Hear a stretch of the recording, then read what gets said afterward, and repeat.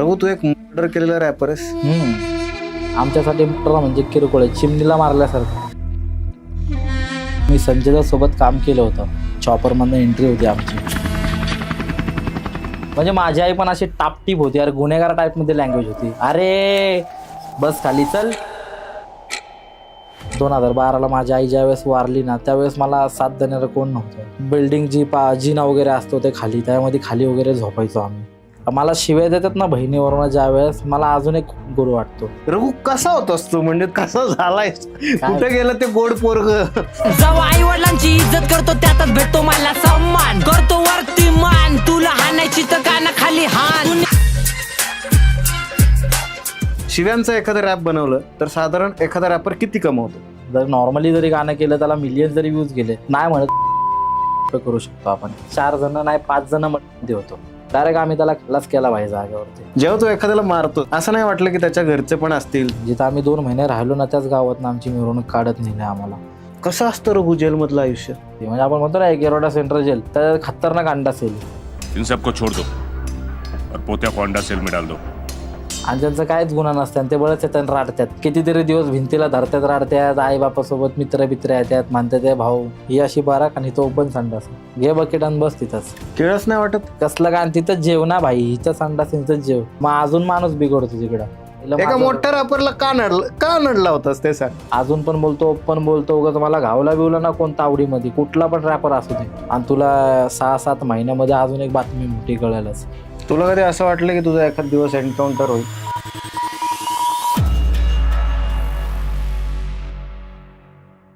एखाद्या माणसामध्ये किती किडे आणि किती मस्ती असावी, म्हणजे माझं ना खरं तर चांगलं चाललंय, म्हणजे मी जरा चांगले पॉडकास्ट पण सध्या करतोय असं मला वाटतंय.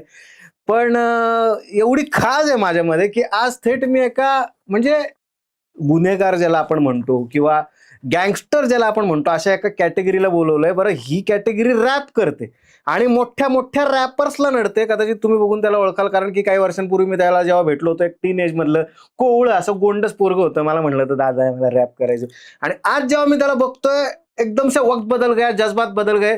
सो आज आपल्याकडे आलेला आहे एक माझा जुना मित्र, ज्याचं नाव आहे रघु. रघु, मजा आली?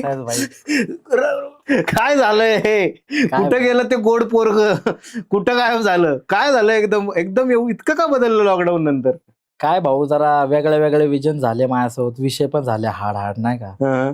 तर त्या गोष्टींमुळे नाही का भाई मला बदलावं लागलं. नाहीतर लोक मारून जातात ना भाई आपले, मग त्यामुळं आपल्याला नाही का आपण लोकांची मारायची आता, त्यामुळं बदलावं लागलं भाई नाही का. मला परिस्थिती पण आपली तशीच होती नाही का, त्यामुळं भाऊ सगळं सोडली दुनियादारी, कामाकडे लक्ष दिलं जरा. मला आठवतं आपण भेटलो होतो, तुझं शूट झालं होतं तेव्हा तुला रॅप करायचे होते. तू एक रॅप पण मला ऐकवलं पण होतं, तिकडे एक रॅप पण ऐकवलं होतं. काय चेंज झाला आणि एकदम तुझ्याकडे एकदम फॅन फॉलोइंग आलं, मुलं तुझे फॅन झाले, काय झालं?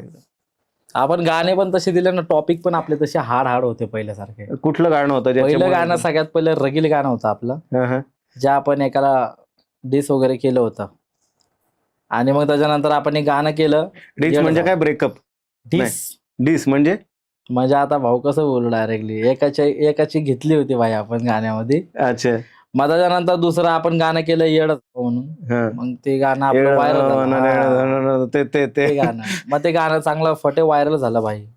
2022ला गाणं टाकलं होतं ते मी, मला अजून आठवतंय 22लाच टाकलं होतं वाटतं. 23 पर्यंत भरपूर व्हायरल झालं ते. 24ला मी एक ऑडिओ टाकला, म्हणजे अल्बम येणार होतं, त्यातलं एक लीक झालं. मी संजय सोबत काम केलं होतं. माझे विजन होते माझे की बॉलिवूडमध्ये एखाद्या आर्टिस्टला असा घ्यावा, एकच घ्यावा, पण तो पण अशा टॉपच्याला घ्यावा जो येरोडामध्ये राहून आला. आणि तू स्वतः म्हणजे त्याला तुझ्या गाण्यात घेतलं? मी भरपूर ठिकाणी अशी मदत मागितली स्पॉन्सरशिपसाठी, मला नाही भेटली. तर मी केलं कशी तर जुगाड वगैरे, पैसे लेबल वगैरे करणं, त्यांना म्हणलं रिक्वेस्ट केलं, मला नका देऊ म्हणलं, काय फक्त एका गाण्यासाठी त्याला घ्या म्हणलं, 10 सेकंदाचा रोल आहे म्हणलं. आणि मी घेतलं त्याला गाण्यामध्ये. कुणाच्या गांडीत दम नव्हता भाई त्यावेळेस तसल्या व्यक्तीला घ्यायचं. बॉलिवूडवाले घाबरतात त्याला घ्यायला. मी त्यासोबत काम केलं. मी त्याच्याकडनं शॉर्ट आउट व्हिडिओ घेतले, फोटो घेतले, भरपूर म्हणजे असं काम केलं. 10 सेकंदाचे हात वगैरे मिळवलं. चॉपरमधनं एंट्री होती आमची. मग त्यावेळेस कुणीतरी लीक केलं. मग त्यानंतर माझ्याकडनं अपघात झाला, आणि त्यानंतर मी तुला आज दिसतो 2026ला इथं. संजय दत्तने किती पैसे घेतले होते?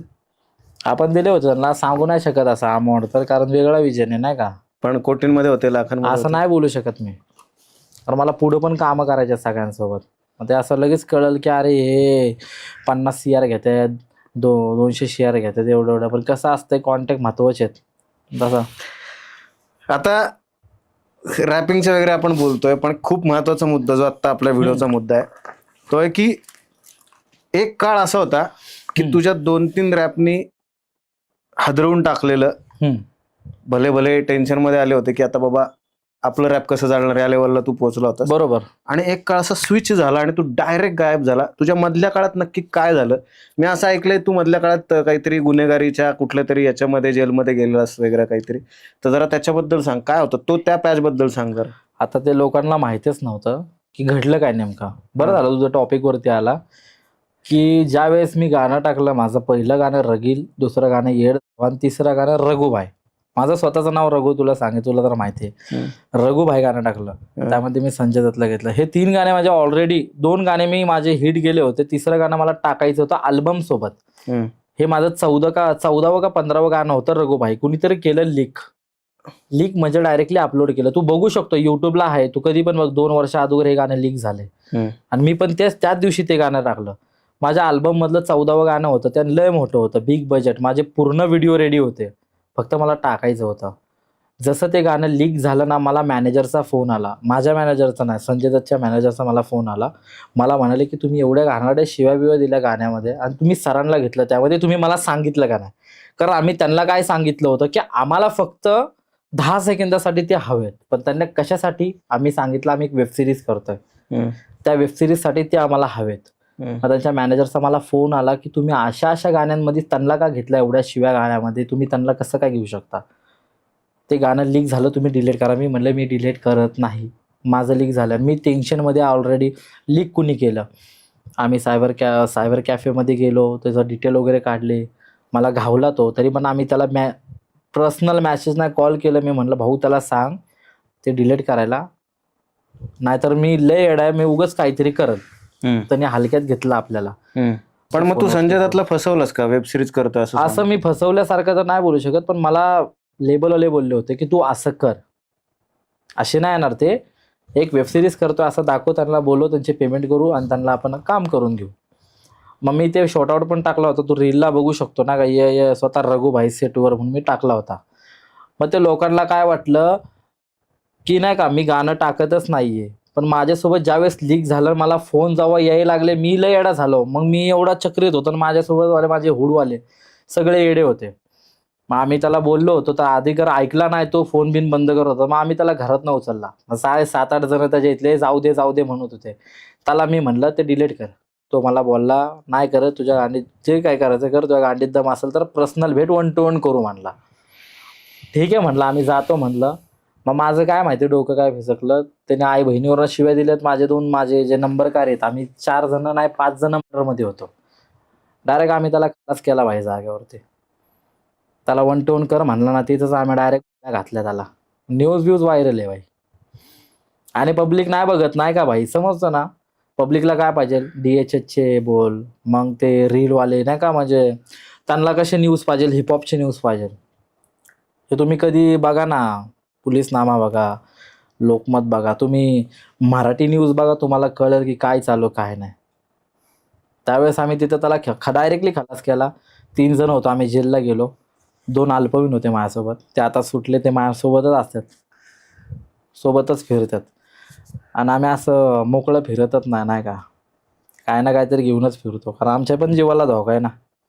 आम्हाला असं वाटलं ना की एवढे बघतोय, एवढे वाचतोय, काहीतरी करायच्या हिशोबाने, मग आम्ही घालवल त्याला, पण परत जाईल. कारण आज भाई माझ्यासाठी तर जेलच मंदिर झालंय, कारण 2 वर्ष काढलेत मी तिथं. रघु, तू एक मर्डर केलेला रॅपर आहेस. एवढी 7-8 जण गेली तरी पण त्या मुलांनी डिलीट का नाही केलं गाणं? नाही केलं, ऐकलं नाही. गांडीला मस्ती होती, मारायचं होतं, मारलं मग त्याला आम्ही. आता आम्हाला काय वाटतच नाही आम्हाला. आमच्यासाठी म्हणजे किरकोळ आहे, चिमणीला मारल्यासारखं. गेला मग तो. मला वाटतं 2024 मध्ये घडली ही घटना. 2026ला तुला भेट दिली डायरेक्ट इथं येऊन. 2 अंडर एज मुलांचं आयुष्य खराब केलं रघु तू, असं वाटलं तुला? कारण ते माझ्यासोबत होते, त्यांना नव्हतं माहिती नाही गोष्टी घडणाऱ्या, आणि भाऊपर्यंत आल्यावर ते थोडे ऐकणार आहेत. आपल्याला दर्जाच असे देतात ना ते लोक, कारण त्यांना माहिती आहे आपण त्यांच्यासाठी काय केलंय. मग त्यांनी विचार नाही केला मागं पुढं, त्याने एवढाच विचार केला, याला नीट समजून सांगितलं तरी ऐकला नाही. आम्ही जेव्हा निघून गेलो ना तिकडनं, तेव्हा विचार केला होता त्या बाबतीत, त्याला नीट समजून सांगायचं जाताना. ज्यावेळेस परत आलो रिटर्न, तर मला आहे ना 4-5 जण बोलले, जास्तच बोलते ह्याच्या चला आपण मारून बघू पुढच्या पुढं. ढाईढुईमध्ये झाली आमची, म्हणजे चल बघू ह्याच्या आई त्या टाईममध्ये ज्यावेळेस झाले. मग त्याच्यानंतर आता मला कोणाची भीती नाहीये. पण नाही, मी त्या 2 मुलांबद्दल परत विचारतो तुला, की ते 2 मुलांबद्दल तुला असं गिल्ट वाटलं की यायला यांचं आयुष्य मी चांगलं नाही यार, 2 महिन्यात सुटले ना भाऊ ते. एवढं काय त्यांच्यासाठी गुन्हा थोडी आहे त्यांना. 18 नंतर गुन्हे लागतात, हे सगळे माप आहेत अल्पवयीन लोकांना. पण त्यांच्या डोक्यात तर आता तेच आहेत, म्हणजे डोक्यामध्ये आता हेच की भाऊ आता काय बोलला, की भावाला कोणी काय बोललं की आपण करायची गेम डायरेक्टली. आयुष्य खराब नाही केलं मी भाऊ त्यांचं. मी ते शिकून वगैरे त्यांच्याकडनं त्यांना झालं, मोठं करणं असं काही. त्यांच्याकडनं झाली चुकी माहिती गोष्टीची नाही का. मग ते मला पस्तावतात ते असे पण, की यार नव्हतं केलं पाहिजे, पण आता या भानगडीत पडलं तर माघार नाही घ्यायची. आणि ते पण माझ्यासारखी एडीच्यात घेऊनच फिरतात सोबतच. आता ते पण म्हणजे आत्ता 18 वयाचे झालेत ते, पण लय एडेत भाऊ.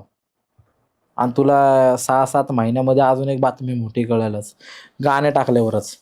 आता अल्बम येईलच ना आपला, मग माझ्या येईल ऐकायला पण कळेल तुला, कारण मी रिअल टॉपिक वरतीच बोलणार आहे. एका मोठ्या रॅपरला का नडला होतास ते सांग, का मारामारी केली? माझ्यासाठी तर तो मोठा नाही भाऊ, कारण तो शिकला आपला. काय मोठा नाही सांगतो, चायला UK US ला त्याचे कॉन्सर्ट्स होतात. गुन्हेगार आहे का तो?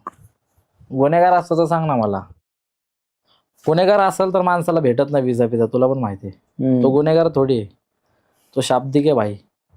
आपण शाब्दिक नाही भाई, त्याला पण माहिती आहे चांगल्या पद्धतीने. तो ज्या दिवशी धडकणार ना मला, तेव्हा त्याला दाखवणार भाई कोण आहे. आता 2000 मला वाटते 2020-21 मध्ये मला लास्ट माझी त्याची सायफर वगैरे झालती. मी त्याची आई तिने माझी नाही का, आमची तेव्हा तिथं फाटाफाटी झालती. त्यानंतर मी त्याला 2022-23 ला मारला. 22-23 ला मारला, भोंगळा करून मारला, व्हिडिओ व्हायरल केले त्याचे. त्या मोठ्या रॅपरला तू असं मोठा कुठला बोल, मोठा आहे भाई तो. व्ह्यूज नाही, मोठा आहे फक्त. व्ह्यूज तर कोण पण कमवू शकतो. आज मी पॉडकास्ट टाकला तुझ्यासोबत, मी पण व्ह्यूज कमवल, पण सत्य बोलून कमवल ना, फेक शीट नाही. तू US ला जाऊ दे, नंतर कुठं पण जाऊ दे, हे तर माझी पण ड्रीम होती. काय विषय नाही माहित भाई. आपण पुण्यात आपण सिटी आपली मोठी करू ना, कशाला ती सिटी मोठी करायची का? आपली पुणे एवढं चांगलं नाही का? माझं स्लम एवढं चांगलं नाही का भाई? वाद काय होता, पण कशामुळे भांडणं झाली होती? वाद माझ्या असंच म्हणजे म्हणतो सायफर वगैरे मध्ये वाद होतोच माझा प्रत्येकासोबत. मला घाण सवय होती फ्रीस्टाईल करायची. मी प्रत्येकाला लायकी बिकी काढायचो प्रत्येकाची, कारण तो एक आग असती ना भाई आतमध्ये नाही का, की बोलण्यानेच म्हणतो ना आपण, की बोलण्याने मोकळं होतंय मन. तर मी सायफर मध्ये त्याला जो दिसला ना मला, तर त्याला मी बोलायचो असं असं तसं तसं नाही का, आया बहिणीवरनं बोलायचो, तो मला बोलायचा, मी चांगल्या गोष्टी बोलायचो. पण त्या गोष्टीमध्ये नाही का एकमेकांना आम्ही डोक्यात ठेवला. आणि एक दिवशी असं झालं की तो मला अचानक, मी त्याला घावलो, तो मला घावला. तिकडं आम्ही एकमेकांना शिव्या दिला. आया बहिणीवरनं मला 10 जणांनी धरला, त्याला 10 जणांनी धरला, पिक्चर शॉट. मग तो म्हणला राहू दे नाही का, याला एकटाच सांगतो. मी म्हणलं ठीक आहे, तुला मी एकटाच सांगतो. मग गाणं बिणं टाकल्यावरती जे मला शिव्या, थांब तू कुठे आहे, मी आलो, डिसबिस केलं का मला, हे ते. मग ये म्हणलं इकडं. मग मला वाटलं नाही का नाही येणार बिणार, आल्यावरती मग त्याला भाई मग जालवा दाखवला नाही का. तू बाटाच्या चपला घालतोस का? नाही घालत. काय रे? त्याला मारला असता त्याच बाटाची.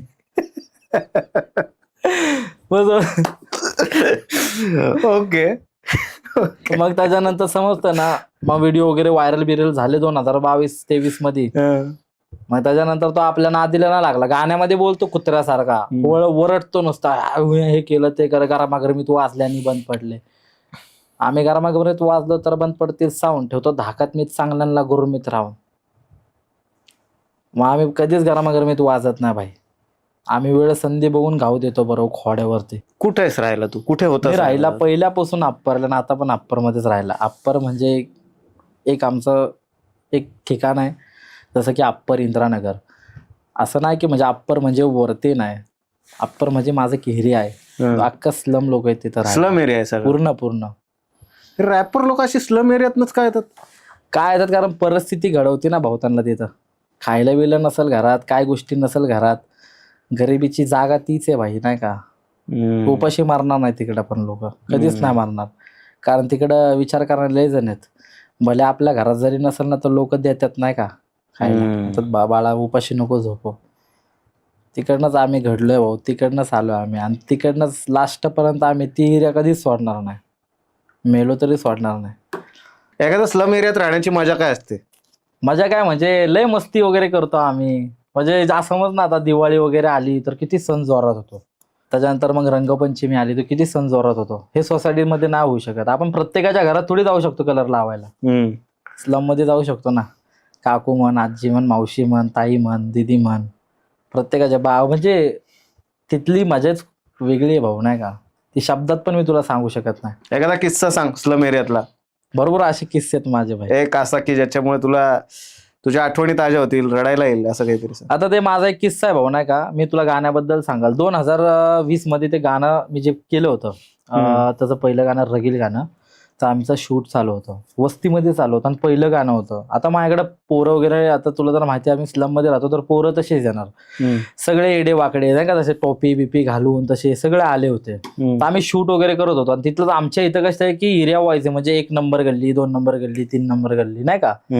तर त्यावेळेस आमचं शूट चालू होतं. तर तिथल्या माणसाने आमचं होतं एक सीन होता आमचा की पळत पळत येतो एक जण, म्हणतो की भाऊ भाऊ तो आलाय. रगील गाणं आणि प्लस येड हवा हे आपण त्याच वस्तीत केलं गाणं शूट. तिथंच आला पळत पळत, भाऊ भाऊ तो आलाय. तर त्यावेळेस आमचं शूट चालताना एकाने कंप्लेंट दिली आमच्या नावाने. मग आम्ही एवढे येडे की आम्हाला जशी कंप्लेंट दिली ना तरी आम्ही शूट करत होतो तिकडं. तसे आम्ही शूट वगैरे आमचं झालं. पोलिस आले, आम्हाला थांबवलं. काय करताय म्हणलं सर गाणं. कुणाला विचारून केलं तुम्ही? परमिशन आहे, बसा गाडीत म्हणले. आमच्यासाठी किस्सा आहे तो. आम्ही गाडीमध्ये बसलो, सगळेजण गेलो, 14-15 जण. आम्हाला एवढा मारला ना की आम्हाला म्हणले ह्याच्यानंतर परत तुम्ही जर का अशा गाणे वगैरे केले आणि वस्ती लोकांना त्रास दिला तर बघा मग. मग एक किस्सा असा झाला. आमचा किस्सा हा होता. त्यानंतर आम्ही हो सर म्हणून बाहेर आलो. आमच्या गांडीला किती मस्ती. आम्ही दुसऱ्या दिवशी परत तिथं शूटमध्ये परत तिकडं शूट केलं आम्ही पूर्ण गाणं. आज ते यूट्यूबला 12 मिलियनला गाणं आहे. लेडीजला पण सोडलं नव्हतं पोलिसांनी. त्या गाण्यामध्ये होते, त्यांना पण असे म्हणले की मारतात पोलीस म्हणजे काय करतात? काय म्हणजे की तुम्ही कशामुळे केलं ते, तिकडे करायची का तुम्ही हा नाही, मला गाणं. प्रॉपर मारण्याचा किस्सा ऐकायचा आहे. म्हणजे कारण की कसं आहे की आम्ही फक्त मूवीज वगैरे मध्ये बघतो. पण मेरी रिअलिटी आवाज सुनो म्हणजे पट्ट्यावरती नाव असते. काय परत काय? मेरी आवाज सुनो हा. पट्ट्यावरती नाव असते.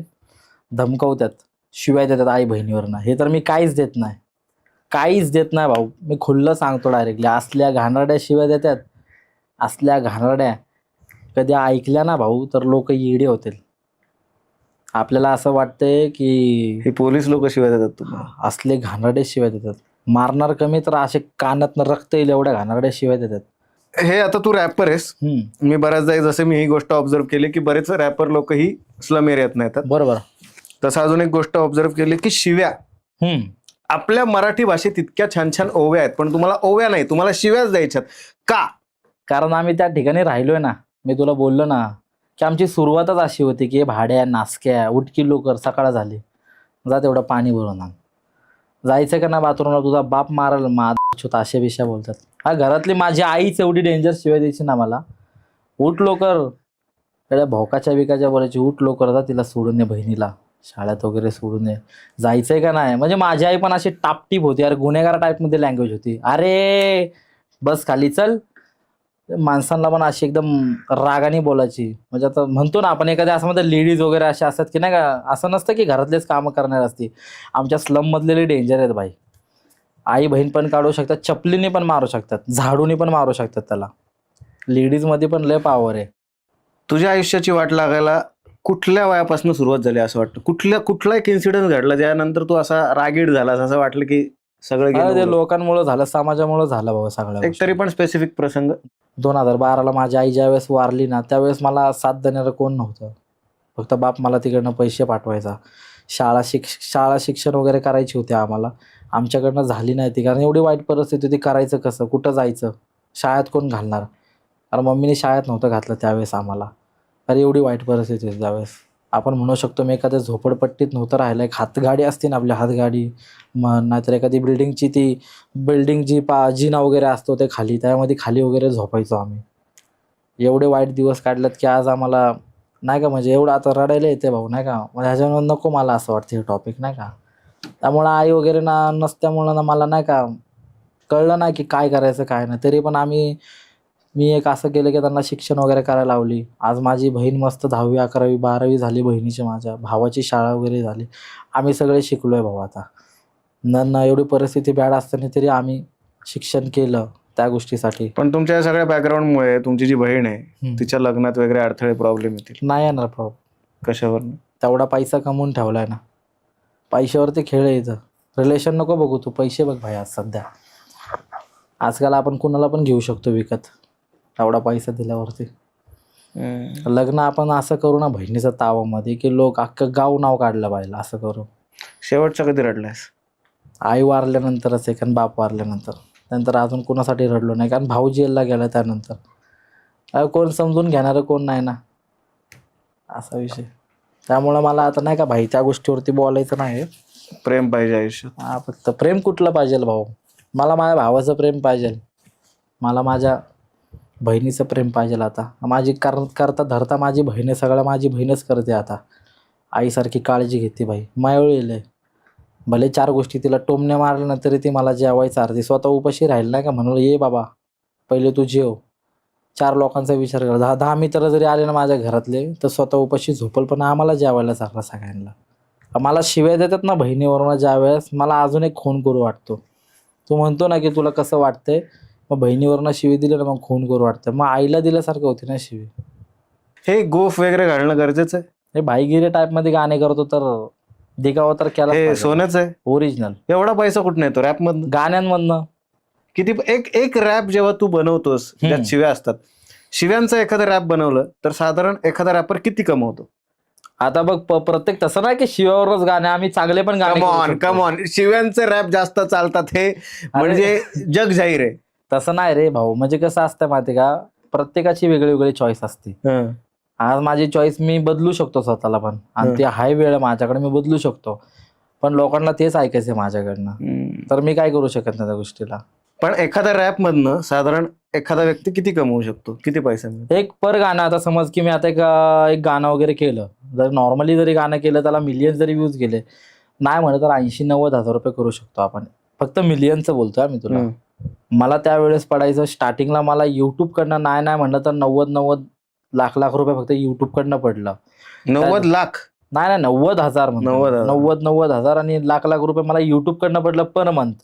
आणि डिस्ट्रीब्युशनवरनं मला 3 लाखाचे 4 लाखाचे चेक बिग भेटले, कारण आपलं तेवढं व्हायरल झालं होतं. लिस्नर भरपूर आहेत माझे. लिस्नर बघ तू, नाही म्हटलं तर माझे आता मिलियनच्या वर लिस्नर आहेत माझे. बरोबर होतो आपण. रघु, खरं सांग, किती काय झालं तरी तू एक माणूस आहेस. ते तर आहेच.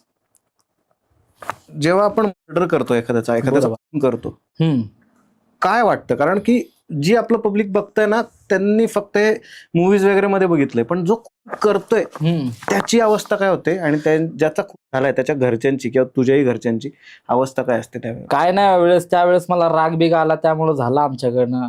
आम्ही 5 जण होतो, 2 जण अल्पवयीन होते. केल्यानंतर आम्ही 2-2.5 महिने झोपलो नाही नीट नाटकं. आम्ही फरार होतो पहिले. आमच्या घरच्यांना महाराष्ट्राच्या बाहेर गेलो? बाहेर म्हणजे आम्ही असं समज की एक ठिकाण होता, तिथं खेड्या गावात जाऊन लपलो होतो आम्ही घाबरून. पण महाराष्ट्राच्या बाहेर का पुण्याच्या बाहेर? बाहेर, इथंच महाराष्ट्राच्याच बाहेर. एवढं नाही, खेड्या गावात म्हणजे महाराष्ट्रामध्येच लपलो होतो. 2-2.5 महिने आम्हाला झोप नव्हती, कारण तेच आठवत होतं ना आमच्या समोर. त्या आम्ही घाबरलो. वास्तव पिक्चर रे, सेम भाऊ. कारण आम्ही इन्स्पायर कुठं, आपण तिकडनंच आहेत की त्यासल्या मूवीला बघून आपण त्याला मोठा केला. त्या माणसाला काय विचारायचं म्हणत, मग घाबरायचं माणूस की आपल्या घरी काय होईल, आपल्याला घरी आई बहीण आहे, त्यांनी तिकडं काय केलं असेल का, ते घरी घुसले असेल का, आपल्या भावाला त्रास देतात का, फोन करू का घरी, ट्रॅक होईल फोन, नको, कोणतर आपला जीव घेईल, कोणतरी आलंय. मग असे धाकात राहायचो आम्ही, घाबरायचो. आम्हाला बाहेर जायचं म्हणून तर आम्ही 4 वेळा विचार करायचो. आम्ही 5 जणांमध्ये आम्ही अशी येडे झालो होतो. 2 महिने ज्या वेळेस आपण एखाद्या घरात राहतो, आपल्याला असं जेवण देतात ना जेल सारखं, जेव कडी लावली, लॉक लावला, वरचं लॉक लावलं, बसलो. एखादा मोबाईल वापरतो, मोबाईल नको वापरू, नेट बंद कर, ट्रॅक होईल फोन. भीती, धाक, एवढं घाबरणंपणा, एवढा सिरियस. या 2-3 महिन्यात जगण्याचे पैसे कुठून आले? आम्हाला पुरवणारे होते ना 2-3 जण, सगळ्या गोष्टी पुरवायच्या घरातल्या घरात. आपली दोस्ती यारी कमी होती का, गाणे पण व्हायरल होते, आणि त्यावेळेस आपण जिथं राहिलो तिथं कुणाला कळू दिलं नाही. त्या काळामधला सगळ्यात भयंकर प्रसंग सांग ना, जेव्हा तुला अवघड झालं होतं? अवघड म्हणजे आम्हाला तिथनं त्याच गावातनं आमची मिरवणूक काढली. कळलं ना म्हणजे तुला, त्याच गावातनं आमची मिरवणूक काढली. 2 जिथं महिने मर्डर केली तिथं नाही, जिथं आम्ही 2 महिने राहिलो ना त्याच गावातनं आमची मिरवणूक काढत नेली आम्हाला 5 जणांना. आणि त्या टायमाला आम्हाला कळलंच ना की काय करायचं काय नाही काय करायचं. आम्ही विचारात पडलो. 2 महिन्यांनी मिरवणूक. हा तिथंच काढली आमची मिरवणूक. म्हणजे म्हणतो ना आपण की चपलीने मारतात बिरतात, तसं नाही व्हायला. लाकडा बिकडानी मारतात डायरेक्टली, बांबू बिंबूने पाठीवर हातीवरती छातीवर बितीवर लाता बिता घालतात नाही का डायरेक्टली. किती जण होते आणि पोलीसवाले होते सगळे म्हणजे सगळे. मग मारताना मिरवणूक वगैरे काढून नेलं बिलं नाही का. मग आपल्याला चौकीत वगैरे बसवलं. मला पत्ता नाव ॲड्रेस बिड्रेस फोटो बिटो ससून बिसून सगळं म्हणजे चेकअप वगैरे केलं सगळ्यांचं. मग आमचं लगेच डायरेक्टली इकडनं आम्हाला डायरेक्ट 2 दिवस असं म्हणजे लॉकअपला ठेवलं. मग तारीख वगैरे भेटली आम्हाला कोर्टातनं. मग डायरेक्टली आम्ही जेलला नाही गेलो. म्हणजे असतात म्हणजे त्याचे पण मामले प्रोसेस आहेत त्याचे पण. जेव्हा तू एखाद्याला मारतोस, एखाद्याचा मर्डर करतोस, तेव्हा काय विचार येतात मनात? असं नाही वाटलं की त्याच्या घरचे पण असतील, त्याला पण आई रागाच्या भरात झालं ना भाई. लय पहिल्यापासून लय राग होता भाई माझा. लय खाली पाडायचा प्रयत्न करायचे, नीचा दाखवायचे. का रागावर कंट्रोल नाही? नाही होत, कारण मी ज्या एरियात राहिलो ना तिथनं मला लय म्हणजे चिडचिडपणा आहे भाई. मला लय मोठं बनायचं होतं लाईफमध्ये, पण मला असे दाबत होते ना, मग मला ते सहन नाही झालं. माणसाला म्हणतो ना, किती माणूस एखादा म्हणजे आई वडील म्हण, फॅमिली म्हण, रिलेटिव्ह म्हण, किती प्रेशराईज करतात. म्हणतात की नाही तू हे नको करू, ते कर, हे कर, ते कर. मग ते पहिल्या अगोदर त्या गोष्टीचा आणि काय व्हायना झालंय आणि जे करायला चाललो 2-2 वर्षाची 1.5-1.5 वर्षाची जी मेहनत आहे, एवढं सगळं केलं आपण आणि ते करायला चाललो आणि हे दाबायला बघते ते असे करते ते लीक बिक करते ते. रागाच्या भरात कंट्रोलच नाही झाला मला. कसं असतं रघु जेलमधलं आयुष्य? आता ह्या टॉपिकवर आला ना तू जेलमध्ये नीट आहे का आता जसं की बघ मी तुला म्हटलं की स्टार्टिंगला ज्या वेळेस मला मिरवणूक वगैरे काढली आपला तो टॉपिक आला, त्यानंतर मला मी म्हणलं तुला 2 दिवस मला ह्याच्यात ठेवलं, लॉकअपला ठेवलं. त्यानंतर माझा चेकअप वगैरे झाला, ससूनला घेऊन जातात. माझ्या 3 जण मित्रांचा चेकअप वगैरे झाला. काय करतात चेकअप मध्ये? चेकअप करतात की काय तुला प्रॉब्लेम आहे का, आजार बिजार आहे का. मग तारीख भेटते, तारीख मागतात अजून, म्हणतात अजून द्या, आमचे फक्त दिवस वाढवायचे अजून, तारीख द्या म्हणतात, त्याला वाढवून घेतात. पण पोलिसांवरती नसते हे सगळं, जजवरती असते. मग तारीख वगैरे दिली त्यांनी तर मग ठेवतात, परत तिथंच ठेवतात. फरसखाना म्हणून एक मोठा आहे भाऊ नाही का, तुला माहिती असेल का नाही माहिती नाही, पण लॉकअप म्हणून आहे, फेमस आहे. मग दगडूशेठच्या मागे आपल्या. मग 2-3 दिवस तिथं ठेवतात. मग त्याच्यानंतर एंट्री होती आपली. एंट्रीला पण लय खतरनाक एंट्री होती. चुव्वा कट देतं डायरेक्टली, केस बिस बारीक एकदम, एवढीचे केस ठेवतात डोक्याला. चुहा कट? हा. माणूस कधी शिकतो? ज्यावेळेस आफ्टरला झोपतो, त्याची तेव्हा लायकी कळते माणसाची. हे जेल आणि आफ्टर काय असतं? आफ्टर म्हणजे जेलच्या नंतरचा किस्सा, जो बाबा वगैरे घेऊन जातो, मी तुला म्हणलं केस वगैरे कब्बी करतात, म्हणजे आपल्याला चादर वगैरे, पाटी वगैरे, कपडे वगैरे, प्लेट वगैरे हे सगळं देतात आपल्याला. कटिंग वगैरे केली. मग आपल्या अजून एकदा चेकअप होते आतमध्ये, पण तुला आजारे बिजारे का, हे बी का, तुला कुठं जायचंय, तू कुठल्या ह्याच्यात आलाय, केसमध्ये आलाय. आपल्याला युटी म्हणून एक हे देतात. काय रे, युटीच ना रे?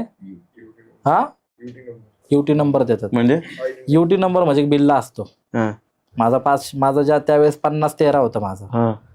युटी नंबर असतो, तो बिल्ला असतो, तो बिल्ला खिशात घालायचा, असा ठेवायचा. कटिंग बिटिंग, जेलरचे कपडे देतात आपल्याला, पिक्चर शॉट कपडे वगैरे देतात, जे आलेत त्यांना. मग आपल्याला विचारतात तू जेलमध्ये कोण अपोजिट आहे का, मग आपण बोलणार माझं ह्याच्यासोबत आहे, त्याच्यासोबत हे ते. मग मी बी बोलणार की मला नाही का, मला एकट्याला, मला मी याड्यावणी करेल, मला माझी प्रत्येक वेळेस फाछडी होती ना. सर्कल एक माझं 2000 मला वाटतं 2016-17 पासून मी गुन्हेगार, म्हणजे तेव्हापासून गुन्हे करत आलोय. माझ्यावरती लय गुन्हे आहेत, लय गुन्हे आहेत. किती गुन्हे असतील आता मला नाही माहिती, पण आहेत माझ्यावर लय गुन्हे. तर ज्या पण सर्कलला पाडायचो ना मी, तिथं फाछडी करायचो, कुणाला पण मारायचो. तर मला तुला खोटं नाही सांगत, मला पेटीवर झोपून पण मारला आतमध्ये. पेटीवर झोपून? पेटी म्हणजे असते ते जेलमधले भाषा, एक पेटी म्हणजे. तर माझ्यावरती तेव्हापासून गुन्हे. तर माझी सर्कलला भांडण व्हायची ना प्रत्येकाच्या. मग मला तिथं अपोजिट असायचा माझा, प्रत्येक सर्कलला 1, 2, 3 मध्ये अपोजिट. तसं त्याच्यामध्ये पण वेगळे 1 नंबर सर्कलला 6 बाराकी असतात. एक नंबर बाराक, 2 नंबर बाराक अशा टाईपमध्ये, 2 नंबर सर्कलला 6 बाराक अशा टाईपमध्ये. तर प्रत्येक ठिकाणी भांडण व्हायची माझी. मग मी म्हणून म्हणलं नाही का मला नाही होणार, मग त्यांनी मला डायरेक्टली सुरक्षाला टाकला होता. सुरक्षा भाई 1 नंबर. जेलमध्ये तू किती वर्ष राहिलास? 2 वर्ष राहिलो पूर्ण. जेलमधली सगळ्यात घाणेरडी गोष्ट, घाणेरडी आठवण की? मी ते सांगितलं ना, लायकी मला तिथंच कळली ज्यावेळेस आम्ही आफ्टरला झोपलो कैची. असे तुझं पाय माझ्या डोक्यापाशी, माझे पाय तुझ्या डोक्यापाशी. एक अख्खी रात्र अशी काढली. त्यावेळेस कळालं की काय, जसं दिवस 2 दिवस 3 दिवस असे पण काढू शकतो. आता तू गुन्हेगार आहे, नवीन नवीन आलाय तू आता, नाही का? मला माहिती आहे की तू कुठल्या केसमध्ये आलाय. आता मी मर्डरमध्ये आलो, मला माहिती आहे तू गुन्हेगार आहे. तू नॉर्मल केसमध्ये आलाय, मला माहिती आहे तू 7-8 दिवसात जाशील. मग तुला 2 आट्टी 4 बोट, त्या जागेत तुला झोपायचं आहे. जसा एक माणूस कमी होईल तुझे 1 आट्टा वाढणार. जसे 4 आहेत ना, मग 6 होणार, मग 8 होणार, असे 8 वाढणार, म्हणजे जागा होत जाणार तुला.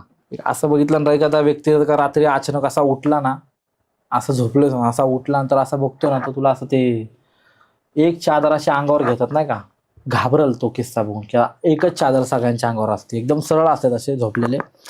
एकच चादर असते जी सुरुवात 1 पासून तर ते एंड पर्यंत, म्हणजे आपण म्हणू शकतो एक अशी भिंत पण नाही म्हणू शकतो, असं होतं येवाला. मग तिथं दिवस काढणार, जो पहिला दिवस काढतो ना तिथंच कळते तिथं आपली लायकी काय आणि काय नाही. तिथं दिवस काढला ना भाई, जो दिवस तिथं काढतो ना तो लय शहाणा बनतो. किती खोलीचं काय डायमेंड की किती, कशी असते ती खोली, किती लहान असते काय असते? मोठी असते भरपूर.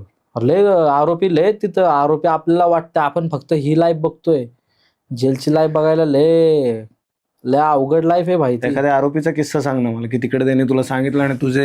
एक किस्सा माझ्यासोबत झाला होता भाऊ, एक किस्सा तुला आवडेल ऐकायला. जेलमधला? आम्ही आहे ना ग्रुपमध्ये असं नाही काय गप्पा शप्पा मारत होतो, तर माझे नंबरकारी होते ना, म्हणजे जे आहे होते आतमध्ये 2-3 जण आहेत, नाव नाही घेणार, ते यायला लागले, अजून आले नाही बाहेर ते. मोठे नाव आहेत. हा. तर आम्ही एक ग्रुप होता आणि ग्रुपमध्ये आमचे ना कंपनीवाले होते, इकडले तिकडले लय मोठे कंपनीवाले होते. आम्ही सगळे बसलो होतो. तर आम्हाला माहीतच नव्हतं की आमच्याकडे ना, माझ्या 2 नंबरकारी आहे ना, आम्हाला माहीतच नव्हतं की त्यांच्याकडं अशा काय गोष्टी आहेत आतमध्ये. कैची बिची होती त्यांच्याकडं, सुई होती त्यांच्याकडं, आणि डायरेक्टली बाप लोक आतमध्ये आले अचानक. नाही राऊंडला येतो ना आपण 4:30-5, आम्ही कॅरम खेळत होतो आणि गप्पा मारत होतो, कॅरम वगैरे खेळत होतो, पत्ते खेळत होते बाकीचे, आणि 2-3 जण डायरेक्ट बाबा लोक आले आतमध्ये, घुसले इकडे तिकडे बघायला लागले आम्हाला. काय रे कुठे, इकडे उठा सगळे बघतोय, चेकअप करायला लागले. एकाकडे घावली ना सुई आणि एकाकडे घावली कैची. ह्या गोष्टी बंद आहेत तिथं. एवढा मारला ना त्यांना, बाप रे बाप. माझ्यासाठी हे असे किस्से आहेत भाई, की जेलमध्ये अशा गोष्टी पण होतात. ह्या गोष्टी आल्या कुठनं तो विचार केला होता मी एवढा विचार केला कुठनं आल्या असतील त्यांच्याकडे ह्या गोष्टी. अरे चमचा पण मानायची तिथं, चमचा नाही भाई. प्लेट कशी अशी आपण लग्नाची प्लेट कशी असते जेवायची, तसली प्लेट आहे तिथं. चमचा आला कुठनं त्यांच्याकडे, चमचा होता त्यांच्याकडं तो 3 अंकीचा चमचा. कैची सुई कुठनं आली, मोठं होतात ना त्याच्याने, वारबीर होतो असा. मग तिथं पण केस लागते. एखादा कोण भांडण करायला लागला, एखादा भाई असेल चांगला, एखाद्याला कानठाळी मारली की नाव होतं ना तिकडं मजबूत. आणि तिथं सगळे भाईजी बोलव, भाईजी बसा क्या आवाजावं बोलतात. अरे तुला कोणच बोलत नाही. जेलमध्ये कोणाची मैत्री झाली आणि तुला असं वाटलं हा माणूस चांगला आहे, जेलमध्ये नव्हता पाहिजे? हो ते बाहेर लय मोठे लोक आहेत भाऊ, ते नाव नाही घेणार मी, पण लय नाही पण असा एखादा माणूस की अनोळखी आहे तुझ्यासाठी, पण त्याला भेटून असं वाटलं अरे आज जेलमध्ये नव्हता पाहिजे, चांगला माणूस आहे. असे भरपूर लोक येतात भाऊ असे. आपण म्हणतो ना बिनभरडी भाई, बळच येतात नाही का. म्हणजे एका तू गुन्हा करतोय आणि तू उगाच नाव घेतोय ह्याचं नाही का, ह्याचं नाव घेतो, दोघांचं नाव घेतो, आतमध्ये घेतो त्यांना दोघांना, आणि त्यांचं काहीच गुन्हा नसतं आणि ते बळच येतात राडतात. कितीतरी दिवस भिंतीला धरतात, राडतात, आई बापासोबत मित्र येतात, म्हणतात ते भाऊ माझं काम कर ना, माझ्या घरच्यांना सांग ना. असे भरपूर लोक येतात भाऊ, बिनभरडीले येतात. आता प्रत्येकाला थोडे आपण विचारत बसू शकतो भाई, आपण आपला दाराला तिकडे वेगळाच असतो, त्यांचं कुठं रणगाणं ऐकत बसायचं, एवढा वेळ थोडे आपल्याकडं. एवढं लक्ष देत नव्हतं मी आतमध्ये. जेलमधलं हायजीन कसं असतं, म्हणजे संडास बाथरूम कसं असतं, जेवण लय अँटिक असते भाई. काही दरवाजे नसतात, असे लाईनीशीर असतात सगळे. संडास बाथरूमला दरवाजे नसतात? दरवाजे नसतात संडास बाथरूमला. संडासला पण, टॉयलेट्स पण? पहिली सगळ्यात जेलच्या अगोदरची जिंदगी आहे ना, लॉकअपलाच कळते की जेल म्हणजे लॉकअप. तिथंच कळतं लॉकअपलाच कळतंय. दरवाजा नसतात अशा, किंवा ओपन संडास असतात. ही बराक असती, ही अशी बराक, आणि तो ओपन संडास.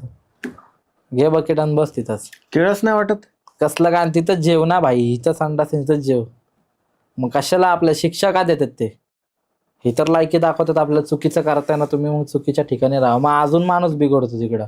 ह्यांना काय वाटतं सुधारतो, अशी जिंदगी दाखवल्यावर तुम्ही मग माणूस सुधरल का? जेवण कसं असतं आणि जेलमधलं? अरे बापरे बाप, विचारूच नको. लय खतरनाक. मसूरची डाळ फेमस. भात तर अरे बापरे बाप. आणि चपात्या तर अशा भुसा निघतो डायरेक्टली. एक चपाती घेतली आणि अशी झटकली ना, असा भुस्सा निघतो डायरेक्टली. एवढा एवढा तर भुस्सा निघला माझ्या चपात्यामध्ये. 3 चपात्या, वरण भात. याच अशीच भाई नाही का, समजतं ना आपल्यावरती की आपल्याला जर का चवदार पाहिजे असेल काय. आणि सगळ्यात जास्त फेमस आहे भाऊ पैसे. तिथं. पैसे तर आपलं कॅन्टीन वगैरे असेल ना, मग आपण मॅनेज करू शकतो. बस बाकी जास्त तर तिथं फेमस जसं की शेव चिवडा असतं ना, शेव ते म्हण. त्यानंतर लसूणची चटणी असते, मग त्याच्यानंतर शेजवान चटणी. ही आपली फक्त फेवरेट. म्हणजे आपण त्या जेवण आपण ते घ्यायचं आणि आपल्याला जी मनी ऑर्डर आणली पडली असते ना आपल्या अकाउंटला, ते फक्त मागवायचं, जा रे ते घेऊन ये. तो घेऊन येणार. जेलमधला असा एखादा पदार्थ की जो असं वाटतं की परत जेलमध्ये जाऊन खायचा आहे? तिथला म्हणजे भाई एकदम भजी. आहा, जेलमधल्या भाज्या भारी भजी असतात. लय वाढली. काही याच्यानंतर लोकं- चांगल्या गुन्हेगारांना माहिती नाही का, अंजनी बघल ना त्याला कळलंच भाई. भजी भाई असला बनवतो ना तो दादा. मी त्याला दादा म्हणायचो. दादा पाठवा, अख्ख्या टोळीला पाठवायचा तो आमच्या. आज एवढे हंडे असायचे ना, त्याला म्हणा दादा पाठवा. असली बनवायचा ना भजी, बाप रे बाप. बटाटा भजी म्हण, मिरची भजी, कसला बनवायचा भाई. तिथली भजी म्हणजे आणि वडा खतरनाक. काय खातो इथले पुण्यातले काहीच नाही. वडा पण असला ना, मस्त पाऊस पडतोय, हा. जेलमध्ये रघु बस, बसलाय आणि बस, बस, भजी. बस. अरे लय भाऊ, मी किती पाऊस बघितले, किती पावसाळे बघितले, किती उन्हाळे बघितले आतमध्ये, मलाच माहिती आहे भाई.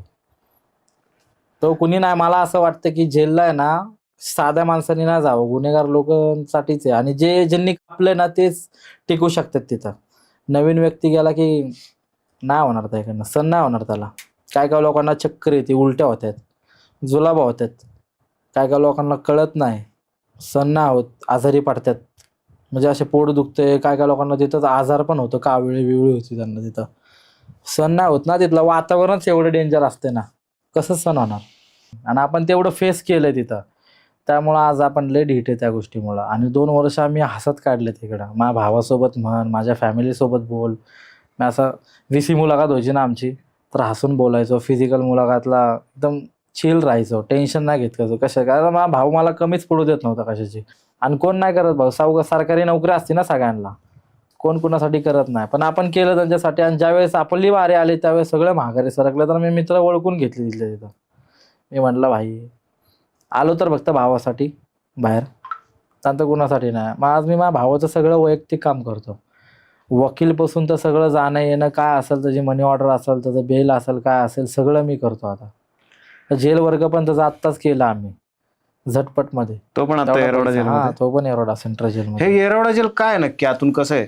आतून लय भारी आहे भाई, एक नंबर. आपण फक्त ऐकतो नाव. ज्यावेळेस आतमध्ये जातो ना माणूस, गुन्हेगारासाठी ते ओके. जे नवीन नवीन व्यक्ती त्यांच्यासाठी नाही भाई. येरवड्यामध्ये राहिलास तू, येरवडा जेलमध्ये राहिलाय. हा, सगळ्यात घाणेरडी शिक्षा कुठली आहे तिकडं? सगळ्यात घाणेरडी जर का फाचडी केली, कुणाला मारहाण केली, कधी कोणावरती तिथं 307 करायचा प्रयत्न केला, काय घावलं विवलं, अंडा सेलला टाकतात. हे काय असतं अंडा सेल? अंडा सेल म्हणजे एक असं रूम असते, एक बराक असते अशी की तिथं कोण नसते, अख्खा अंधार असतो तिथं. मग तिथं 15-15 दिवस म्हणजे जेवायचं तिथंच, बाथरूम पण तिथं, सगळं तिथंच करायचं. असे ढकलतात, कुत्र्याला जेवण कसे देतो आपण तसे ढकलतात, खा आणि तिथं राहा. माणूस येडा होतो, लाईट बीट काय नसते, अख्खं बंद असते. 15 दिवसांतर काढला ना माणूस येडा होतो, आजारी बिजारी पडतो, कळत नाही. आणि त्यात मी राहिलोय अंडा सेल मध्ये राहिलास तू? राहिलोय ए, मी. आता एक मिनिट व्यवस्थित मला सांग काय घडलं होतं? काय मी तुला feeling बोललो होतं ना की माझी फाचडी व्हायची कुणासोबत पण, कुठले पण भाई लोक यायचे नाही का, टोळीतले इकडले तिकडले असल, 5-6 जण यायचे, 6-7 जण यायचे असे. काय काय लोक जरा चांगले बोलायचे, काय काय अरे तुरे बोलायचे, तर आपलं आवडत नव्हतं, कारण आपण काय असंच नव्हतं गेलो ना तिथं. तर मग अंडा सेल मधलं तुझी काय? काय ते फाचडी झाली होती माझी, डायरेक्ट मारहाण झाली डायरेक्टली नाही का एकाला सोबत, मग धराधरी झाली. मग माझ्या 3-4 जणांनी डायरेक्ट मारहाण. आणि कुणामुळे झाली? मला आणि त्याला समोर थांबवला. कुणामुळे झाली? ह्याच्यामुळे झाली. मला अंडा सेलला टाकला, त्याला पण अंडा सेलला टाकला. मला 15-16 दिवस मी आतमध्ये होतो अंडा सेलला. काय असतात? तेच म्हणलं ना तुला, एक रूम असते, बंद असतात, लाईटी बिटी काय नसतात, जेवण खालनं देतात. आणि चर्चा होती तिथं अंडा सेलला गेल्यावर, एवढी घाण चर्चा होती ना, जेवढी जेलला नाही तेवढी चर्चा होती. म्हणजे आपण म्हणतो ना एक येरवडा सेंट्रल जेल, तर खतरनाक अंडा सेल आहे. या सगळ्या गोष्टी मी माझ्या फेस केल्यात भाई लाईफमध्ये. आणि मी आज कुठल्या मुकामावर आहे मला स्वतःला माहिती आहे. आणि ह्याच्या पुढं पण मी असंच राहणार नाही का. आणि कधी परत मी विचार नाही केला कधी जेलला जायचं, पण खाजून अवदान आणली तर 100% जाणार. कारण ते मंदिर आहे भाई आपलं. पाया पडतो मी गेल्या गेल्या तिकडं भाई. सुटताना पण पाया पडल्या आणि जाताना पण पाया पडल्या होत्या. जेलच्या अगर पहिल्या वेळेस थोडी आपलं मी बोललो ना तुला, माझ्यावरती ऑलरेडी पहिलं 2016-17 पासून केस आहेत माझ्या अंगावरती. मी अल्पवयीनमध्ये पण राहून आलो आहे बारक्या जेलला, आणि आता मोठ्या जेलला पण जाऊन आलो. तर मग मला काय वाटत नाही. आणि त्यावेळेस माझी शिक्षा माफ झाली होती. ज्यावेळेस 17 मी गेलो होतो, 17-16 मध्ये गेलो होतो ना अल्पवयीनला, 18ला पूर्ण क्लीन झाले होते माझे ते केस. 18 नंतर मग गुन्हे असे करत करत गेलो. गाण्याचे केस आहेत माझ्यावरती 2. पहिले माझं गाणं रगीलची केस आहे माझ्यावरती, येड जावाची केस आहे माझ्यावरती. काय वाटतं रघु, आता सिरियस थोडंसं गप्पा मारू. जेलमधून बाहेर आल्यावर आता काय वाटतंय? आणि आता फक्त एकच वाटतं भाई, गाणे करायचे चांगले, चालत राहायचं आयुष्यभर भाई. पुढं सुधारायचंय? सुधारायचं नाही म्हणजे एक प्रकारे सुधरून नाही द्यायचं भाई स्वतःला. शांत नाही राहायचं, कांड करत राहायचं, पण व्यवस्थित भाई मॅनेज करा सगळ्या गोष्टी. या सगळ्या गुन्हेगारीमध्ये तुला जेवढं मला माहिती आहे, आज तुला शस्त्र बाळगावी लागतात. हा जेवढं मला माहिती आहे, पण बरं. बाळगावी लागते तुला. हा सतत एका भीतीत जगावं लागतं असं वाटतं. हा ना भाई, मग भीतीत जगतो ना आम्ही. आता पण जगतो भीतीमध्ये. आता तुझ्या इथनं गेलो, कोण मला धडकलं, कोण काय मला बोललं, मी उगच काढल, उगच गोळ्या झाडल नाही का. उगच माझ्या नंतर चला मी वापस गेलो तर करिअर नसल माझं ना, असेल डायरेक्टली करिअर. मी काहीतरी कुटाणा बिटाणा केला, उगं मला दिवस काढावा लागला आतमध्ये. मग ते मला कुणी बोलायच्या अगोदर मी लोकांना हेच सांगतो की मला खिजवू नका बळच. मी आता आलोय ते व्यवस्थित राहू द्या. आणि माझं मी घाबरून जीवन जगतो भाई. आता पण मी 4 लोकांमध्ये बसलो ना तर कोण येते कोण नाही, मी हा विजन घेतो. एखादी गाडी जरी गेली ना तर 4 वेळा बघतो गाडीवर कोण आहे, नंबर प्लेट बघतो, MH12ची आहे का, MH16, MH18 म्हणजे 04 म्हणा, असे कुठले दिसले ना गावाकडे नंबर प्लेट, मी दपकतो तिकडं. मग तो यायच्या अगोदरच मी म्हणतोय आलाय कोणतरी कार्यकर्ता बघतोय म्हणून. बघा समजतं ना. म्हणजे मी झाडाच्या अगोदर 4 जण घालते ना, मी घेऊन सतत फिरतो भाई. अजून पण बोलतो, ओपन बोलतो. उगाच मला घावला बिवला ना कोणता आवडीमध्ये, कुठला पण रॅपर असू दे, गुन्हेगारीचे गाणे केले ना माझ्यासमोर घावला, मी त्याला पहिला विचार बाहेर कुठला गुन्हा आहे तुझ्या अंगावरती, मला पहिला दाखव कुठला गुन्हा आहे तुझ्यावर, कुठल्या चौकीत होता, कुठल्या लॉकअप होता, जेलला होता का तू, दाखव. पहिलं मी त्याला विचार कुठल्या जेलला होता तू, कुठल्या सर्कलला होता, कुठल्या बाराकीत होता, ते पण विचार मी त्याला. पहिला क्लिअर करा म्हणाल. गुन्हेगारीचे गाणे करायच्या 4 वेळा विचार करा, मग पण होऊ शकते तुमची, जशी माझ्या मित्राची झाली. तो पण माझा चांगला मित्र होता, क्रेक हेड म्हणून. तो पण अशा टाईपमध्येच मेला. गुन्हेगारी करत नव्हता, शाब्दिक कलाकार होता तो, केस नव्हते अंगावरती. असेच काहीतरी गुन्हेगारीचे गाणे केले. आज नातेवाईकांमध्येच किस्सा घडला त्याचा. प्रामाणिक पण घडला असता. थोड्या दिवसामध्ये जर का त्याने अजून गुन्हेगारीचे गाणे केले असते, ढाईढुई केली असती, पब्लिकला शिव्या गाळ्या केल्या असती, त्याची मर्डर झाली असती. बरं झालं कुठल्या रॅपरने नाही टाकला त्याला मारून. समजते ना. म्हणजे तो माझा मित्र होता, मला बोलताना वाईट वाटतं त्या गोष्टीचं. अरे माझा पण जीवलक होता तो पण भाई. तुला कधी असं वाटलं की तुझा एखाद दिवस एन्काउंटर होईल? कशामुळे होईल? त्यामुळं आपण थोडे आता, आपण शाब्दिक गुन्हेगार थोडी आहे. आपण थोडी गाण्यामध्ये वचन देतोय म्हण, आपण रिअल लाईफमध्ये आपल्या जीवाला आला तर आपण करेल ना भाई. मुद्दामनी कशाला काय करणार, कोण करणार, कशाला करणार भाई माझं एन्काउंटर, कोण करणार आहे? आणि विचार येतात ना, विचार पण येत नाही मला. आपण काय थोडे क्रिमिनल थोडे, आपलं दाऊद सोबत थोडे संबंध आहेत आपले. मग का आपले तो कोण, तो सिद्धू मुसेवालाला मारणार, त्याचं नाव काय, मला नाही माहिती काय नाव आहे हा, विष्णू सोबत थोडे संबंध आहेत आपले. आपण कुणाची चाटत नाही भाई, आपण वैयक्तिक आज लाज नाही भाई आपल्याला कशाचीच. आपल्याला 4 शिव्या देऊ द्या, मागण्या शिव्या देऊ द्या, पण समोर दिले तर फाडल भाई मी, कोण पण असू दे. मग जे दिवस काढलेत आम्ही चांगले काढलेत, जिल्हा चांगलेच काढलेत. आणि माझं गाण्याचं नावच आहे भाई एरोडा रिटर्न. टॉपिक तोच आहे आपला. पहिलं गाणं आलं ना, तुम्ही बघा एरोडा रिटर्न मी काय काय बोललो. आणि मी लाईनी पण टाकल्या होत्या मध्ये पॉडकास्टला, तुला पण ऐकवल मी, तरी तू टाक नाही का. फक्त माझ्या सुट्टाईची खबर माझ्या ऑफिसला कळली, ह्यांच्या पायाखालची जमीन हादरली, ह्यांची राजकारणात चर्चा असून ह्यांची सत्ता पडली, माझी राज्यात दहशत मुख्यमंत्रीला कळली. माझ्या ताकदीचा परिचय मी देणार, हल्ली मी किरण भूमीत जाळल, जर का गेला रावणाची आरी, माझं रॉयल जगणं मला आवडत ना फाछडी, सोड येड्याची चादरानी लाचारी, तुझ्या तर वर्दीचा माज मी तुडवतो पायाखाली, निघली गँगवरची थरार करा रस्ता खाली, चांगला पण घालत ना वाकड्यात गाडी, या भाईच्या दरबारात अटल गुन्हेगार पण बनतो संस्कारी. वा. समजतंय ना. मग रघु, संस्कारी बनायचं ठरवलंय का नाही? बघू आता पुढं, रघु बघू. तुझ्यासारखा एखादा माणूस घडावा असं वाटतंय का? असं कधीच वाटणार नाही तुला की माझ्यासारखं नकोच कोण, नाही का, मी एकटाच लय झालो. चांगली गोष्ट आहे, पण ते प्रत्येकाची चॉईस आहे ना भाई. आज माझी चॉईस आहे की मी हेच करणार. मार नाही तर मर भाई, directly do or die directly. समजतंय ना. बघू पुढच्या पुढं भाई. आज व्हाईट घातले, आज मरण. ब्लॅक घातलं की मारल मग. समजा व्हाईट कॉलर पण आहे भाई आपण, ब्लॅक कॉलर पण आहे आपले. आपण तसं वागतो, जसं कर्म तसे वागणार भाई. बघू जीवनात मरण नाही तर मारल भाई. पुढच्या पुढं बघू, एवढा विचार नाही करायचा. पण 24 महिने सेफ्टीत राहायचं, विचार करायचा भाई. इकडं तिकडं फिरताना काय करतोय काय नाही. माझं म्हणणं की मला पण घाबरा, मी पण तुम्हाला घाबरतो. कोण कुणाला पण जड जाऊ शकतं भाई, सांगता येत नाही. फक्त तयारी ठेवा तुम्ही तुमची, मी माझी तयारी ठेवतो. माझ्यापर्यंत यायच्या अगोदर विचार करा, मी पण विचार करतो तुमच्यापर्यंत यायचा. काय बदलणार आहेस आता आयुष्यामध्ये? कुठल्या गोष्टीत ज्या आता आयुष्यात नकोत? आता काय नकोय मला, मित्र नकोयत मला. खरं म्हणजे मला भाव पाहिजे, तर माझ्या सख्या भावासारखे भाव पाहिजे मला. 5-6 जण आहेत माझ्याकडे व्यवस्थित, आणि त्यांनी आपल्यासाठी जीव द्यायला तयार आहेत. ते लय झाले भाई, नाही का. मग ते लोक मला लांब पाहिजे. मला फायद्यापुरते नाते नाही पाहिजे भाई. पैसा आला, कार आली म्हण, घर घेतलं म्हण स्वतःचं मी, तर लगेच साठासाठीवाले नाही पाहिजे मला लांब पाहिजे नाते, जेन्युइन पाहिजेत, एकदम सिरियस वाले, की त्यावेळेस माझ्यासोबत होतं, आज पण माझ्यासोबत आहे. बाळा ते विचारते, ते माझा भाऊ म्हणतोय, मावशी विचारत होती तुला, मामा विचारत होता तुला, काका विचारत होता तुला. ठीक आहे, ते आपलेच होते, ते विचारत होते ना, ठीक आहे. ते पाहिजे मला आता, बाकी कोणी नको मला आता. मला भाऊ एकटा लय झाला मला. गुन्हेगारी सोडायची? सोडली तशी तर गुन्हेगारी, पण खिजवले तर परत गुन्हेगार बनावं लागेल. मग काला बिला सोडावं लागेल मला स्वतःची टोळी निर्माण करावं लागेल. मग डी कंपनी म्हणून मला असं वाटतंय, डी कंपनी खोलली पाहिजे. मग काय करणार आता पुढे? फ्युचर काय काय गाणी आणणार? काय आता करणार? गाणी कमर्शियल म्हण, असे म्हण, सायलेंट म्हण.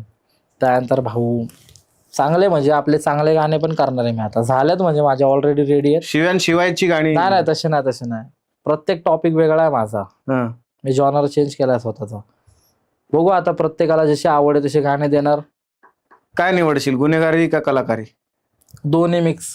एकच निवडायचं? नाही, पण ऑप्शन रॅपिड फायरच आहे. माझा ऑप्शन तेच आहे, दोन्ही मिक्स करायचं आपल्याला. पण तरी पण त्यात पण प्रायोरिटी तुला एक चूज करायची. त्यासाठी मग मी तयारीच करून आलोय ना. मग आतमध्ये ज्या वेळेस मी इथं होतो त्यावेळेस 25-30 गाणे रेडी होते. आतमध्ये गेले तर आता 30-35 गाणे रेडी करून आलो. सगळे एकत्रच करून घ्यायचे, जायच्या अगोदरी जरी असं वाटलं. प्रायोरिटी कशाला आहे, गुन्हेगारीला का कलाकारीला? दोन्हीकडे आहे माझी. एकच निवडायचं नाही, मला तोच चॉईस आहे ना माझी. मग मी कलाकार बनलो तर गुन्हेगारी सोडावं लागेल, गुन्हेगार बनलो तर कलाकारी सोडावं लागेल. मग मी दोन्ही नाही सोडू शकत. दोन्ही गोष्टीत जीव अडकलाय माझा. जे लोक हा पॉडकास्ट बघतायत त्यांना काही पर्सनल सजेशन देशील का तू? वैयक्तिक सजेशन आयुष्य जगण्यासाठी. सजेशन देईल ना भाई, की भाई नाही का, तुम्ही तुमच्या फॅमिलीची काळजी घ्या, आई वडिलांकडे लक्ष द्या, सोडून जाऊ नका त्यांना. लहानाचं मोठं केलंय त्यांनी, जसं बोलतात तसं ऐका त्यांचं. लग्न बिग्न करा, लेकरं करा, चांगलं शिक्षण करा त्यांचं. बस आई बाबांना खुश ठेवा, समाधान, बस. त्या गुन्हेगारीत ना काही असं नाही सांगणार मी. त्यांच्यावर ते घडले की ते घडतीलच ना भाई. मी सांगणारे काय होणार? जग सांगतंय, मला सांगत होतं लोक नको करू. मी लोकांचं नाही ऐकलं, ते काय घंटा माझा ऐकणार आहे? कोण कोणासाठी नाही ऐकत भाई. आता ते प्रत्येकाची चॉईस आहे भाई.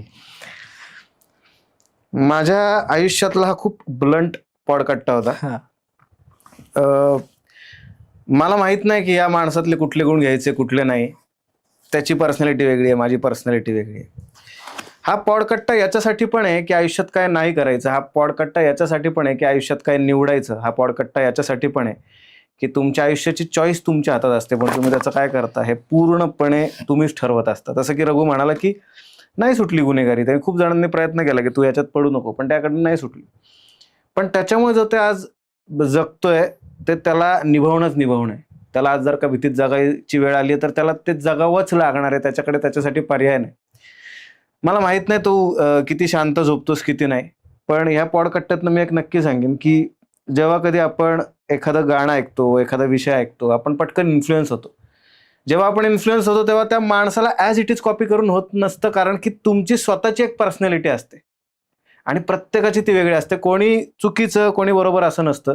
पण या गोष्टीतनं, या रघुच्या गोष्टीतनं मला एक गोष्ट नक्की कळली, ते म्हणजे की तुमचं आयुष्य जगत असताना तुम्ही दुसऱ्याच्या आयुष्यात बोटं नाही न घालत आहेत, याची काळजी मात्र आपण नक्की घ्यावी. रघु, हे सगळं सांगून मला एवढंच वाटतं की तू आज इकडे आलास, आणि मला असं वाटतं मी इतक्या फोर्सफुली तुला विचारत होतो तरी सुद्धा तू तुझ्या मतांवर खूप ठाम राहिलास. बस मला असं वाटतं की मला कधीतरी पर्सनली तो रघु बघायला आवडेल, ज्याचं मी ज्याच्याबरोबर मी शूट केलं होतं. आठवण लुकडा, आठवण. किडकिडीत एकदम छान गोंडस असं पोरगं होतं ते. त्याला भेटायला मला परत आवडेल, आणि माझी आयुष्यभर एक मित्र म्हणून हीच इच्छा राहील की तुझ्या आयुष्यात परत एकदा तो नॅचरलनेस यावा, तर काय म्हणतात, तो असा उथळपणा यावा, निवांतपणा यावा, हा. आणि तो रघु कधीतरी तू तुझ्या आयुष्यात परत त्या रघुकडे बघावंस, मधलं सगळं बाजूला काढून. कारण की तुझे ज्या परिस्थितीत आलायस त्याच्यानंतर ते अवघड आहे, पण ऍटलिस्ट मला असं वाटतं कधीतरी छान रघुचं लग्न झालंय, छान आता रघु शांत झाला, शांत झालं. आणि सगळ्यात महत्वाचं म्हणजे जसा जुना रघु होता एकदम हा. निवांत, मित्रांशी गप्पा डप्पा मारणारा, तसा रघु कधीतरी बघायला मिळावा, आणि त्याला फिरताना भीतीच्या वातावरणात फिरण्याची गरज लागू नये, हीच मी शुभेच्छा देईन तुला. बघू यार पुढच्या पुढं नाही का. पण मी तुझा चांगला मित्र आहे, तर मी तुला तुझ्यासाठी हेच Suggestion suggest दिलंय, करेन की तू- छान दिलं भाई, पण आता कसं आहे, की जसं लहानपणी रघु जसं होता, वागल तसं भोगल असा विषय. पण तुझ्या आयुष्यात असं घडूच नाही असं मला वाटतं. माझं पण मत आहे की नका घडू आणि मला त्या भानगडीत नका पाडू, नाही का. बस माझं हेच मत आहे. नाही, पण तू परत आणि छान वाटलं भाई तुझ्यासोबत पॉडकास्ट करून, एक नंबर भाई. तुझे म्हणजे हे आपण स्क्रिप्टेड वगैरे नाही केलं, जे आहे ते आपलं क्लिअर होतं, नाही का. टॉपिक आपले छान होते भाई, जे होतं ते क्लिअर कट, आणि मजा आली तुझ्यासोबत काम करून मला, आणि आवडेल मला. आणि जास्त आपण टाइम नाही घेते, पब्लिकला कळलं पाहिजे, आणि आपण ज्या पद्धतीने आपण सगळ्या गोष्टी क्लिअर केल्यात लोकांनी बघितलं पाहिजे पूर्ण. माझी Yes. आवड आहे, तुम्ही बघा. आणि एक पॉडकास्ट नाही भाऊच्यासोबत मी आता एकच केलं, पण गाणं सुटल्यानंतर भाऊसोबत परत भेटू आपण, जर का तुम्ही जास्त प्रेम दिलं तर. नक्की. सिरियसली हा जर का पॉडकास्ट चालला आणि तुम्हाला असं वाटलं की अजून याला काही प्रश्न विचारायचे, तर आपण परत भेटू, आपल्याला काही प्रॉब्लेम कमेंट मध्ये विचारू द्या, त्यामुळे पण तुम्ही बॅड comment कमेंट मध्ये करू नका, नाहीतर मग मला भेट द्यावा लागेल भाऊ. वेटच्या हिशोबाने भेट द्यावा लागेल. तुम्ही बॅड कमेंट नका करू, पण जर का तुम्हाला एखादी गोष्ट आवडली नाही डायरेक्टली तर तुम्ही डिरेक्टली सांगू शकता. डायरेक्टली बोला. हा, तुमची पद्धत मॅटर करेल, बरोबर. बरोबर, पर्सनल करा पण, नाही का. हा. मजा येईल. मला तेच बघायचं, मला कोण नाही बोलत भाऊ. माझा मोबाईल घे, तू चेक कर भाई, मला पर्सनल कोणच बोलत नाही. मला बॅड कमेंट सोड, हसत हा, पण. तुम्ही असं म्हणू शकता की बाबा मला नाही पटला हा माणूस, हा, काय डायरेक्टली problem? बोला. हा, तो प्रॉब्लेम नाही. त्यामुळे तुम्हाला जे वाटतं तुम्ही कमेंट्स मध्ये लिहा, आणि तुम्हाला असं वाटलं की याच्याकडून अजून जास्त गोष्टी इन्साइट्स ऐकून घ्यायच्यात, तर आपण बरोबर. त्या सुद्धा घेऊ. मला माहित नाही हा पॉडकास्ट किती चालेल, कसं चालेल वगैरे, माझा ऑडियन्स थोडंसं वेगळं पडतं, पण जर का ह्याही ऑडियन्सनी बघितलं तर 100% बघणार भाई. आपल्याला शक्य आहे का, तर या कोण बघणार नाही.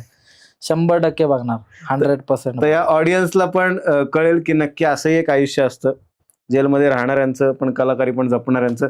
रघु, मजा आली. मला पण. बाकी ऑल द बेस्ट तुझ्या Yes, फ्युचरसाठी. yes. हे पॉडकास्ट वगैरे होत राहील, पण मी तुझ्या कायम चांगल्या फ्युचरचीच अपेक्षा करेल. बस जे जे तू काही केलंस तुझ्या आयुष्यामध्ये ते कधीच तुझ्या पुढच्या पिढीला करण्याची वेळ येऊ वेळ नये. नाही येऊ देणार. ही जबाबदारी पण तुझी आहे. एकदाच करतो ना, साम्राज्यात संपवतो सगळ्या वन टाइम. तर त्यांचं आयुष्य कायम चांगलं राहावं, हा. तुझ्या फॅमिलीचं, विशेष करून तुझ्या बहिणीचं आयुष्य चांगलं व्हावं, बरोबर. तुझ्या भावांचं आयुष्य चांगलं व्हावं, ही सदिच्छा देऊन आपण हा पॉडकास्ट इकडेच संपवूयात. संपवतो. भेटूया पुढच्या पॉडकास्टमध्ये. मजा आली. मजा आली. एकदम बाय मजा बाय, आली. टाटा. मजा आली.